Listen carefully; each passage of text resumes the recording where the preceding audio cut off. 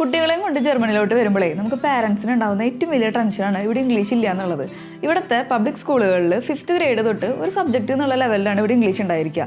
International സ്കൂളുകളിലും private സ്കൂളുകളിലും English ഉണ്ടെങ്കിലും പക്ഷെ നമുക്കത് അഫോർഡബിൾ ആയിട്ടുള്ള കാര്യമല്ല. അപ്പോൾ ഞാൻ എൻ്റെ മോന് ഇംഗ്ലീഷിൻ്റെ ബേസ് കിട്ടാൻ വേണ്ടിയിട്ടുണ്ടല്ലോ ടീം ഇൻ്റർവെല്ലിൻ്റെ ഫൗണ്ടേഷൻ കോഴ്സിൽ ചേർത്താണ് ചെയ്തത്. Okay, then the spelling of the cat? C-A-T. Okay, nice, very good. ഒരു കുട്ടിക്ക് ഒരു ടീച്ചർ എന്ന രീതിയിലാണ് ഇവരുടെ ക്ലാസ് ഒക്കെ കേട്ടോ. അഡ്മിഷന് മുന്നേ തന്നെ ഒരു ഫ്രീ അസസ്മെന്റ് ടെസ്റ്റ് ഉണ്ടായിരിക്കും.